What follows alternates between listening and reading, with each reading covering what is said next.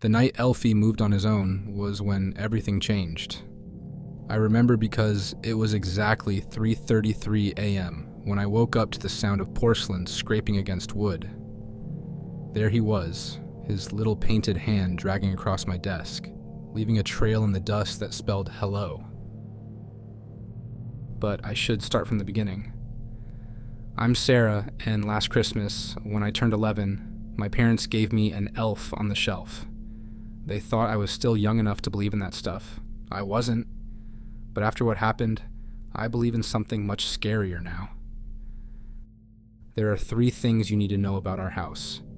First, we'd only lived here for 8 months. Second, the previous owners left suddenly, leaving behind a box of old toys in the attic. And third, the moment Mom pulled Elfie out of his box, my cat Midnight refused to come upstairs ever again. The first sign came through my best friend Emma's Nintendo. We were playing Mario Kart in my room when the screen went black. When it flickered back on, instead of the game, there was a grainy image of what looked like an old toy store. In the corner of the screen, barely visible, stood a small figure in red. "Did you see that?" Emma whispered. Before I could answer, the game returned to normal.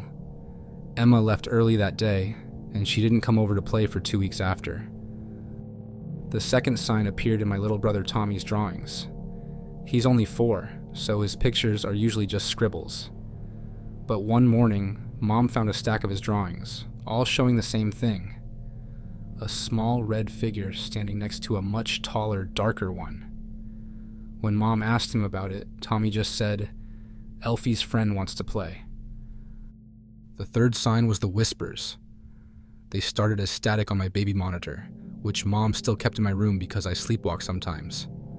But one night, through the crackling, I heard a child's voice. He took us all, one by one. Now it's just me left. I found the newspaper clipping while helping Mom clean the attic. It was from 1985, yellowed and crumbling. Local toy store owner disappears, children's toys left behind. The store's name was Magic Memories, and in the grainy photo, I could see displays of dolls and action figures.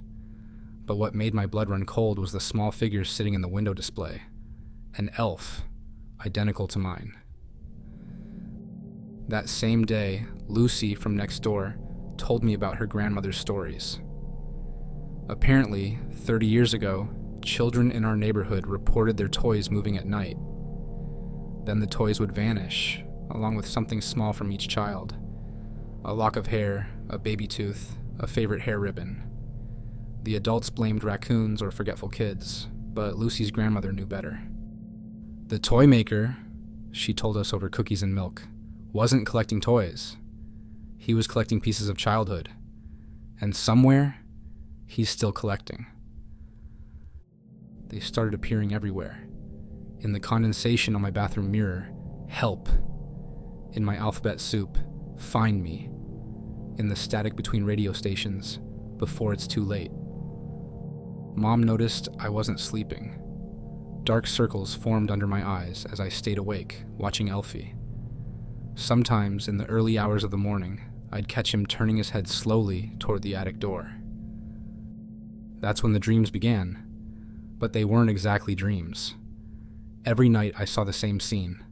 A toy store after closing, children's laughter echoing through empty aisles, and a tall man with a twisted smile, holding an elf doll. "Want to see some magic?" he'd ask. Then I'd wake up, and Elfie would be sitting a little closer to my bed. It happened on a Tuesday. Mom went to wake Tommy for preschool, but his bed was empty. The only clue? Elfie, sitting in Tommy's bed, holding my brother's favorite stuffed rabbit. The police came, of course. They searched the house, the neighborhood, but I knew where to look. That night, while my parents were talking to the detectives, I followed the sound of Tommy's laughter to the attic. The old toy box was glowing from within, casting shadows that danced like puppet shows on the walls. Inside, I found an old store catalog for Magic Memories, and there was Tommy's face, printed like a photograph among the toy advertisements, alongside dozens of other children's faces from different decades. I didn't tell my parents where I was going. They wouldn't have understood. Instead, I left a note. Following Tommy. Trust me. That night, I waited until Elfie moved. He turned his head toward me, and for the first time spoke aloud. Ready to play? I nodded, and the world shifted. My room melted away, replaced by the aisles of an ancient toy store. The air smelled of dust and cotton candy, and somewhere, a music box played a slow, creepy version of Pop Goes the Weasel. Tommy was there, playing with dozens of other children. They looked happy, but their movements were stiff, like dolls.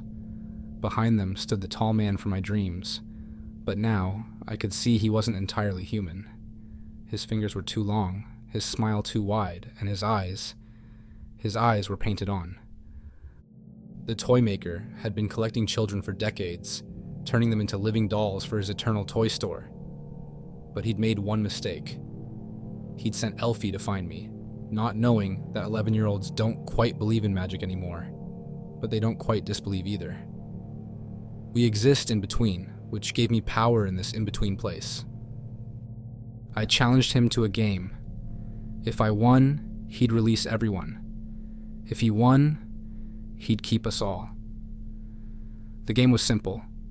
Hide and seek. But in a store where toys could move and shadows could think, nothing was simple. In the end, it came down to understanding what the toy maker never did. Childhood isn't something you can collect or keep. It's something you have to let go. I found his secret. A small wooden heart hidden inside Elfie, carved with the toy maker's real name. When I spoke it aloud, his power broke. The children returned to their own times, leaving only their photographs in the catalog. Tommy appeared back in his bed, thinking he'd had nothing more than a wonderful dream. We burned Elfie in the backyard, scattering his ashes over Mom's rose garden. The neighbors probably thought it was strange, watching a family hold a funeral for a toy, but Lucy's grandmother understood. She brought cookies and told us stories about other children who'd returned over the years.